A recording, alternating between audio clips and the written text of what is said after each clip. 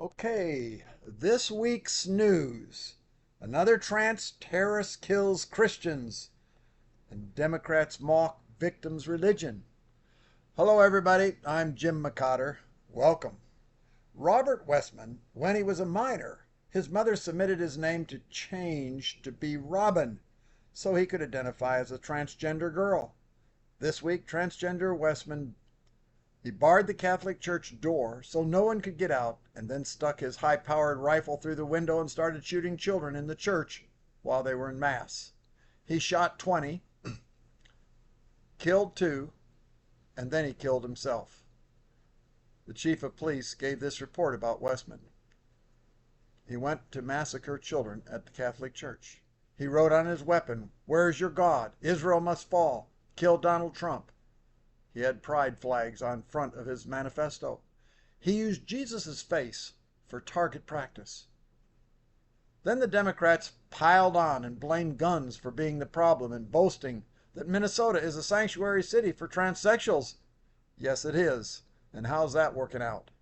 The chief of police said, quote, "We still don't know what the shooter's motive was," end quote. Chief, here's a suggestion for the root, motive, and hatred. Try thinking about whose face he used for target practice. Some people have blinded themselves with their own rejection of Jesus. These problems all start with rejecting God. No mass shooter says that he loves Jesus. All who hate Jesus love death, as God said in Proverbs 8:36, quote, "He who sins against me injures himself, and all those who hate me love death," end quote. All trans people have rejected their creator. In so doing, they reject God's primary creation, themselves, in being a boy or a girl. Minneapolis Democrat mayor immediately came on TV after the shooting and said, quote, "Anybody using this as an opportunity to villainize our trans community has lost their sense of common humanity. We should not be operating out of a place of hate for anyone. We should be operating from a place of love for our kids," end quote. Fox News commentator Jesse Waters responded to the mayor, and he said this, quote, "I don't hate anyone who thinks they're trans. I feel sorry for them. But statistically, the trans population has been prone to violence. That's not villainizing. That's reality. If you can't recognize reality, you're in danger. We love the American people, especially the American children. And if they're troubled and think they're a girl trapped in a boy's body, we want to get them help. We don't want to give them hormones and operate on them. Society should not be trying to produce more trans kids. We shouldn't be encouraging an emotional disorder or whatever this is, and doctors should stop profiting from it," end quote. Great Britain ended child sex change surgeries. They called it being barbaric. Yet a Minneapolis politician just went on TV and said, "When our children tell us who they are, it is our job as grown-ups to listen and believe them," end quote. Jesse Waters replied again, "When your 9-year-old tells you he's a horse, should you let him sleep out in the barn and eat hay?" Just a few years ago, the psychiatric community classified transgenderism as mental illness. Then doctors went woke and removed it as a condition, and now millions of young Americans are identifying themselves as trans and getting high, giving themselves high fives. When someone has an illness, we need to treat them instead of affirm them.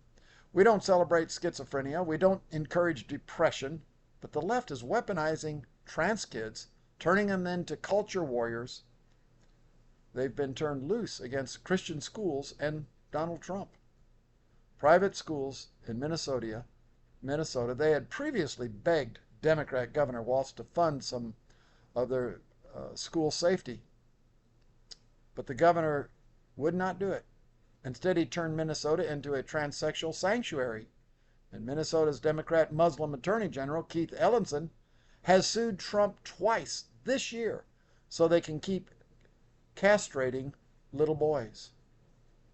Democrat Jen Psaki, Obama's former press secretary, publicly scorned people praying. She said, I quote, "Prayer is not freaking enough. Prayer do not end school shootings. Prayers do not make parents feel safe sending their kids to school. Prayers does not bring these kids back. Enough with the thoughts and prayers! Exclamation point. End quote. Daily Wire reporter Megan Basham publicly refuted Sankey. Megan said, quote, "Your party encourages mental illness in telling men they can be women, then encouraging them to identify as victims when the world does not indulge their perverse fantasies, and then screams, 'Prayers are not enough,' when insane transgenders shoot up schools.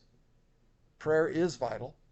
So is a mentally balanced populace that recognizes reality." End quote. Using data compiled from the Netherlands spanning 5 decades, a team led by Dr. Martin Henheidscher of Amsterdam UMC has shown new analysis that transgender individuals have a significantly higher mortality rate than compared to cis men and women. Dr. D. Heiger, his team reported, quote, "The findings of our large nationwide study highlight a substantially increased mortality risk among gender people that has persisted for decades. In comparison to men in general Dutch population, the mortality risk was nearly double amongst transgender women and was nearly triple in comparison to cis women. An analysis of the subgroups showed transgender women were 2.6 times as likely to die of cardiovascular disease, 3.1 times as likely to die from lung cancer, 8.7 times as likely to die from infection, and 6.1 times as likely to die from non-natural causes as cis women. Most likely the starkest difference was the mortality risk from HIV, which was 47.6 times higher for transgender women in comparison to cis women. Finally, the suicide rate was 6.8 times higher for transgender women." End quote. Solomon said in Proverbs 1:31 and 32, quote, "Therefore, they must eat the bitter fruit of living their own way, choking on their own schemes. For simpletons turn away from me to death." No one is born a transgender, as God haters try to promote. Transgenderism's bottom line is a rebellion against God. It then grows into mental illness, becoming dangerous to themselves and others. Yet Democrats cheer for transgenders. Democrats, quote, progressive, quote, liberalism is dangerous mental illness itself, as one person posted. His poster read, "Liberalism is a religion of self-hatred. It teaches white people to hate their race, boys to hate their sex, women to hate their femininity, Americans to hate their country, Westerners to hate their history. What a loathsome, poisonous thing it is."